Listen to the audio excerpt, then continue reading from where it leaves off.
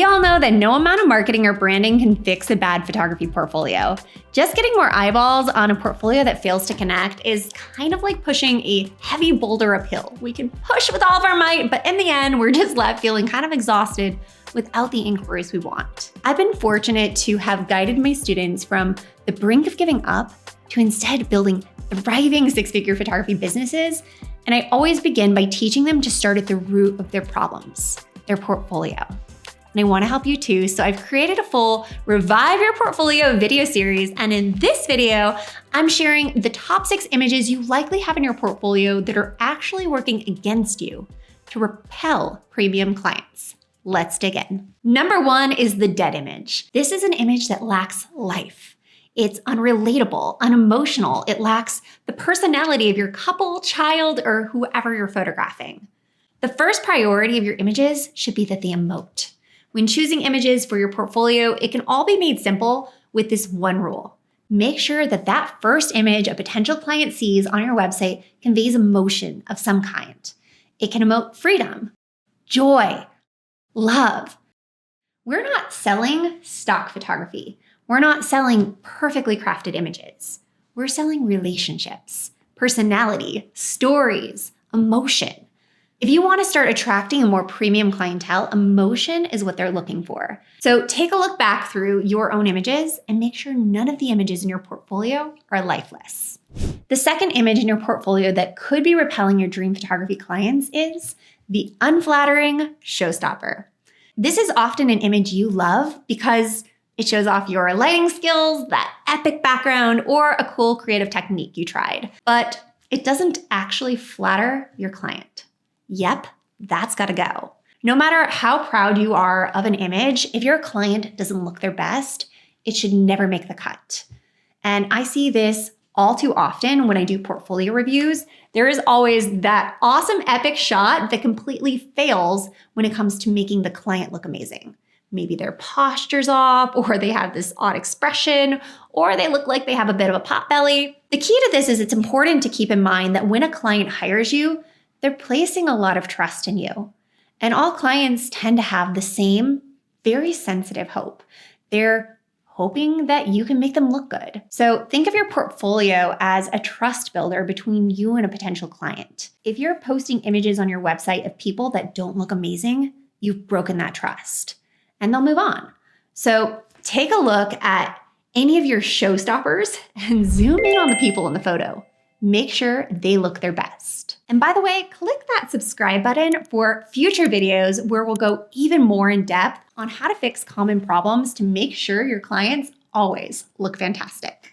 Let's move on to number 3. The next photo that could be repelling your dream clients is the awesome client with questionable taste. This is one I've been guilty of for sure. We all eventually will have those clients that we just adore working with, but who for some reason show up in that awkward outfit or they forgot to do their hair. You know what I mean? These images still make us feel warm and happy because we love the people and we still go all out and deliver for them. Yet, I promise that I give it to you straight, these images do not belong in a portfolio that's intended to attract premium clients. If they don't reflect the style and taste of your ideal clients, those images have got to go. I'm giving it real right now, knowing that a few photographers who don't quite get it might send some hate in the comments. And in fact, I know that even many photographer teachers argue that you should show every client that you shoot. They may say it's bad customer service or that it's mean not to. And while I do feel that there's definitely things that we can do and should do to best showcase all of our clients in the way that we shoot and in the way that we curate, when it comes down to it, I disagree that you need to show every client in your public portfolio. Your portfolio represents your future and where you want to go with your photography. It's not your past. The purpose of a pro portfolio is not about showcasing all of your work or making the clients you love feel good. Our portfolio's job is to strategically attract new clientele that we're aiming for by visually representing our niche style and brand. There are plenty of shoots I don't share simply because they don't align with the direction I'm taking my business. And that doesn't mean I value those clients any less. It just means I'm very intentional about how I show up online. So if an image doesn't represent where you want to move your business towards, axe it out. The next image to watch out for is the really hard to get image. I once went on a trip with a really famous Hollywood film editor, and I asked him if he ever went on set to film, and I was surprised by his answer. He said, "Oh no, I try not to. I never want to know how hard it was to get a shot, because then I'd feel bad when I needed to edit it out." He said he had to keep laser focused on editing for the story and pacing and not all the money and time that went into getting a shot that just didn't work for the final film. So the really hard to get image is that photo that you worked on really hard. Maybe it took hours to set up or involved an epic hike to that perfect location. And this one I know is hard to cut, but just remember that nobody cares how much effort it took if the image itself isn't great. If it doesn't resonate with your dream clients, it's gotta go. So put that focus on your future. Enroll in photography courses, practice more with your camera, learn better lighting, fully endeavor to create better images next time. But if that image is the weak link in your portfolio, you gotta let it go. The next photo many photographers mistakenly include in their portfolio is the pretty yet off-topic image. So goodbye pictures of your pets, random landscapes, or those just for fun creative experiments. These may actually be really beautiful shots, but if they're not in line with the niche that you want to be known for, they have no place in your body of work. Keep these on your personal art site, but not in your professional portfolio. Premium clients want to believe that we're absolutely obsessed and all in on the niche that they're hiring you for. They don't want to see that you dabble in a little bit of everything. So keep it clear and simple for them. Only put on-topic images in that professional portfolio. And that leads us into the next image I commonly see in struggling photographers' portfolios: the big miss.